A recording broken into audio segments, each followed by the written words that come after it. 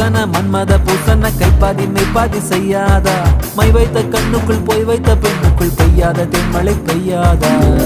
தரையில வெண்ண வச்சு அத பொத்துன்னு கைப்பத்த பாக்குற